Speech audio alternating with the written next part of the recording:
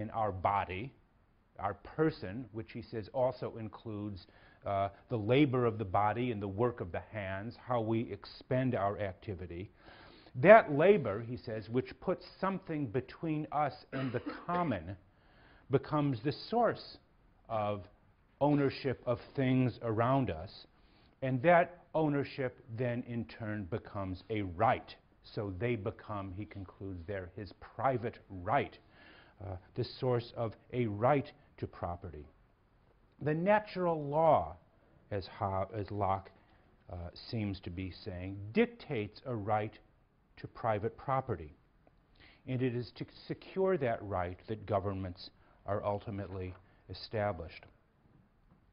In a striking formulation, Locke tells us that the world was created in order to be cultivated and improved.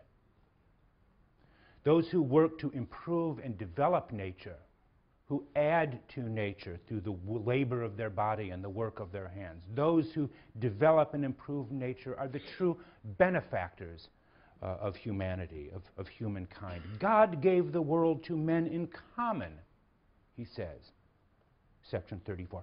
God gave the world to men in common. But since he gave it to them for their benefit and the greatest conveniences of life that they were capable to draw from it, he writes, the world was given for our convenience, he says, to be drawn from. It cannot be supposed he meant it should always remain common and uncultivated. And then he adds, he gave it to the use of the industrious and the rational, and not to the fancy or covetousness of the quarrelsome and contentious.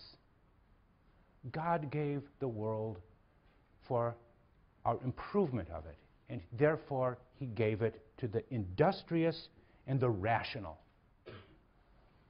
Locke seems to suggest in that very phrase that the state will be a commercial state, that the Lockean republic or the Lockean state will be a commercial republic. Think of that. Ancient political theory, Plato, Aristotle, regarded commerce, regarded property as in many ways subordinate to the life of the citizen. Plato would have instituted a kind of communism of property among the guardians of his Callipolis. Aristotle regarded the necessity, thought of the necessity of private property, but simply as a means to allow a few, those citizens, to engage in political life. Economy, you might say, was always subordinate to the polity. Locke turns this doctrine, this ancient and medieval doctrine as well, on its head in many ways. The world belongs to the industrious and the rational, those who through their own efforts, through their labor and work, increase and enhance the plenty of all. It is only a relatively short step from John Locke to Adam Smith in that respect, the great author of The Wealth of Nations, again about a century after, just under a century after Locke's second treatise. For Locke, and let me just go on a little more about this, there are no natural limits to property acquisition, and this is in a way the essential point.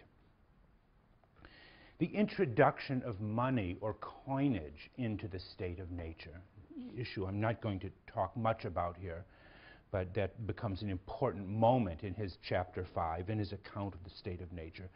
The introduction of money makes unlimited capital accumulation not only possible, but even a kind of moral duty.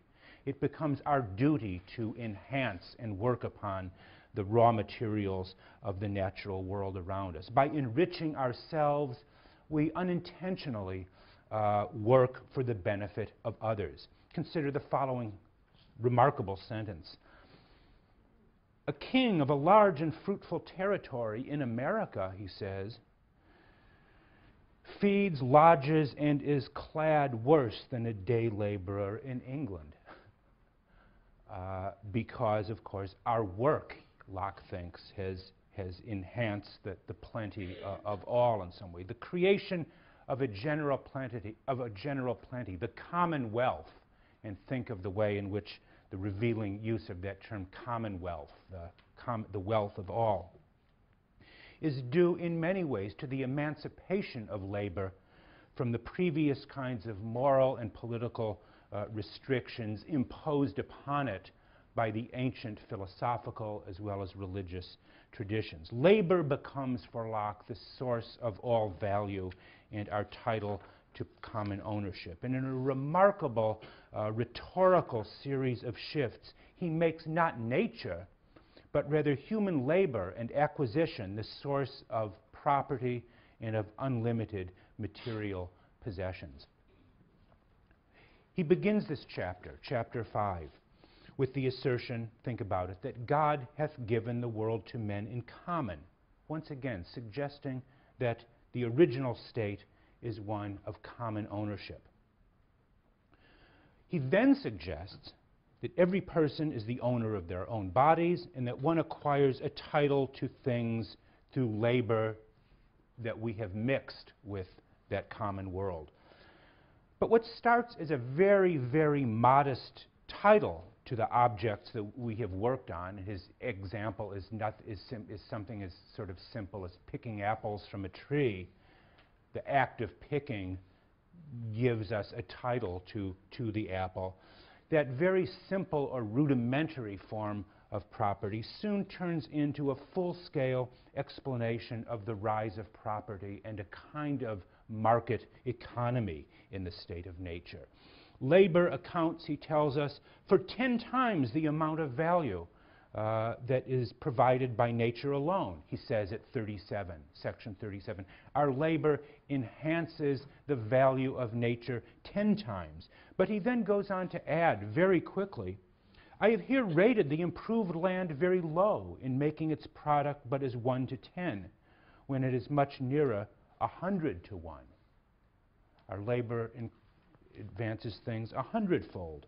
Shortly later, in section 43, he says that the value of anything is improved 1,000-fold due to labor. Again, what began as a fairly rudimentary discussion of the origins of private property at the beginning of section 5, chapter 5, limited by the extent of our use and spoilage, has by the end of that same chapter, you might say, morphed into an account of large-scale ownership with considerable inequalities of wealth and possession by the end of chapter 5. There appears to be almost a direct link between Locke's dynamic theory of property in chapter 5 and James Madison's famous statement in Federalist Number 10 that, as Madison says, the protection of different and unequal faculties of acquiring property is the first object of government.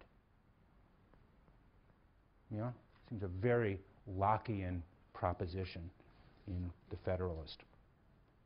Locke gives, in other words, to commerce, to money-making, to acquisitiveness, a kind of pride of place and a sort of moral status, you might even call it, that it never enjoyed in the ancient and medieval worlds. The new politics of the Lockean state will no longer be concerned with glory, honor, thumos, virtue, but Lockean politics will be sober, will be pedestrian, it will be hedonistic, without sublimity or joy.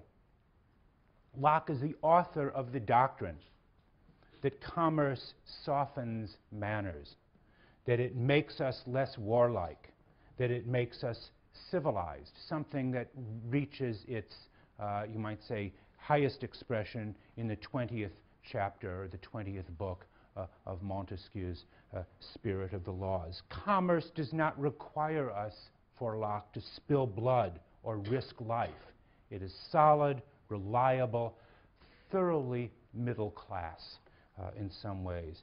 Locke is, again, the great author of the idea that the task of government is to protect not just the rights of property, but the right to acquire and build upon the property that we already own. So I want to end on this note and begin on Wednesday talking a little bit about what we might call John Locke and the spirit of capitalism.